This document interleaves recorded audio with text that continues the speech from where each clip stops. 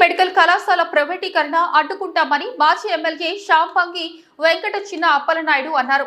కాలేజీల ప్రైవేటీకరణకు వ్యతిరేకంగా బుధవారం బొబ్బిలిలో నిరసన చేపట్టారు. ర్యాలీను పోలీసులు అడ్డుకొని 30 మందికి మాత్రమే అనుమతి ఇవ్వడంతో ఎంఆర్ఓ కార్యాలయానికి వెళ్లి వినతి పత్రం అందజేశారు. మెడికల్ కళాశాలను ప్రభుత్వమే నిర్వహించాలని ఆయన డిమాండ్ చేశారు. కార్యక్రమంలో కార్యకర్తలు, పార్టీ నాయకులు పాల్గొన్నారు.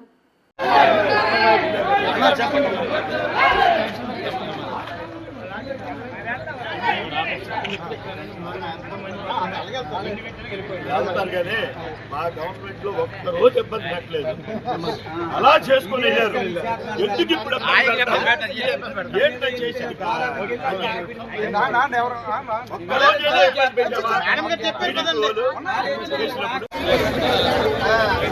మీరే నిర్ణయం తీసుకుంటారు.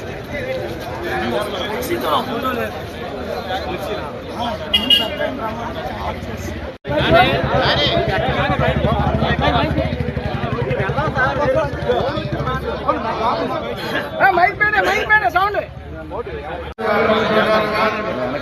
వెనక్కి రండి, ఫోటో పార్టీ అధ్యక్షులు అలాగే ఎంపీలు ఎస్పీటీసీలు ఈ గుడికి వస్తే రాజశేఖర రెడ్డి గారి దగ్గర ప్రారంభమై ఇవాళ జగన్మోహన్ రెడ్డి గారు వచ్చిన గత రాష్ట్రంలో 15 మెడికల్ కాలేజీకి అనుమతి ఇచ్చారు. ఈ అనుమతి ఇచ్చినటువంటి 15 మెడికల్ కాలేజీలని వాటి ఫండింగ్ కూడా నాబార్డ్ టైప్ లో మరి గౌరవ ముఖ్యమంత్రి అయినటువంటి ఆ రోజుల్లో ముఖ్యమంత్రి అయినటువంటి జగన్మోహన్ రెడ్డి గారు ఆ 15 మెడికల్ కాలేజీలు కన్స్ట్రక్షన్ అవ్వడానికి కూడా శాంక్షన్ చేయడం జరిగింది. అయితే అందులోని సుమారు 5 ఇదివరకే నిర్ణయించడమైనది, 7 వివిధ స్థాయిలో నిర్మాణ దశలో ఉన్నాయి. మిగతా వాటికి కూడా ఫండింగ్ కూడా చేయడం జరిగింది.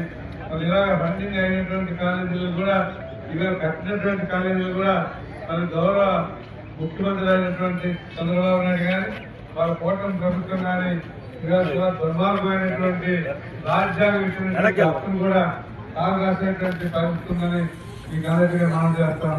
ఇవాళ విద్య కానీ వైద్యం కానీ భారత రాజ్యాంగ నిర్మాత అయినటువంటి భారతరత్న బాబాసాహెబ్ అంబేద్కర్ గారు రచించినటువంటి రాజ్యాంగంలో విద్యా వైద్యం చదువుతానికి ముఖ్యంగా రాజ్యాంగంలో పొందుపరచడం జరిగింది. కాబట్టి దాని రెండింటినీ కూడా కాలరాశ ప్రయత్నం మన రాష్ట్రంలో జరుగుతూ ఉంది. ఇప్పటికే విద్య పరంగా అనేకమైనటువంటి ప్రైవేట్ కాలేజీలు పెట్టి మరి విద్యను వ్యాపారంగా మలుతున్నటువంటి ప్రభుత్వం ఇవాళ తెలుగుదేశం పార్టీ ప్రభుత్వం, అలాగే కూటమి ప్రభుత్వం. అలాగే అది ఎలాగే చేశారు.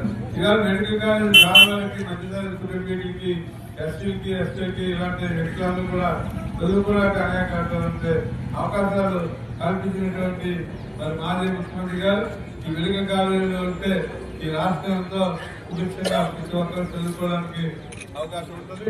కాబట్టి ఇది ఎలాగైనా పూర్తి చేయాలని వాటి ఫండింగ్ కూడా ఆయన ముఖ్యమంత్రిగా ఉండగానే అటు నాబార్డ్ ద్వారా సెంట్రల్ గవర్నమెంట్ తాలూకా ఒప్పించి కూడా చేయించడం జరిగింది.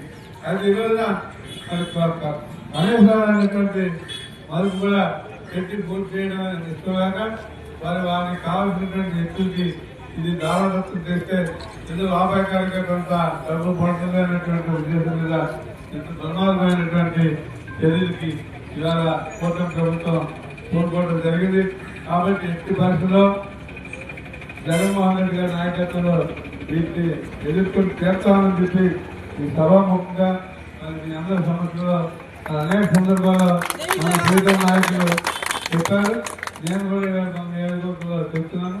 కాబట్టి పోలీసు నా ముఖ్య విజ్ఞప్తి ఏంటంటే ఈ పర్టికులర్ గా ఈ మెడికల్ కాలేజ్ విషయంలో మేము 7 నిమిషాల్లో ఈ కార్యక్రమాన్ని చేసినాం, శాంతియుతంగా చేస్తాం. కాబట్టి మీరు ఊరికే ప్రభుత్వానికి పత్తాసు పాడి మా కార్యక్రమాన్ని దయచేసి బొమ్మడి పాపుకోవాలని మిమ్మల్ని రిక్వెస్ట్ చేస్తా ఉన్నాను. దయచేసి అర్థం చేసుకోండి. ఇది సామాజికమైనటువంటి బాధ్యత మనందరికీ. ఇలా మీరు వివిధ స్థాయిలో ఉన్నారంటే అది చదువుకోబట్టే ఉన్నారు. అలాగే రేపు అనేక మంది పేషెంట్లని మరి తాలూకా ఆరోగ్యం స్థితిగతిని బాగు చేయాలంటే అనేక మంది పేదవాళ్ళు ఇవాళ ఇంజనీరింగ్ లో మెడికల్ లో చదువుకోవాలి. రాజశేఖర రెడ్డి గారు ఆ రోజుల్లో ఫీజు రీయింబర్స్మెంట్ పెట్టారు కాబట్టి ఎంతోమంది మధ్యతరగతి ఎస్టీ విద్యార్థులు డాక్టర్లు అయ్యారు, అలాగే ఇంజనీర్లు అయ్యారు. అలాగే భవిష్యత్తులో కూడా 17 మెడికల్ కాలేజీలు ప్రారంభం మన రాష్ట్రంలో అయితే మరి ఇవాళ అందరూ కూడా చదివినటువంటి ఆరోగ్యం అందుతుంది మా తాలూకా విశ్వాసం. కాబట్టి మీరందరూ కూడా అర్థం చేసుకుని ప్రతి ఒక్కరి కార్యక్రమాన్ని సహకరిస్తారని కోరుతూ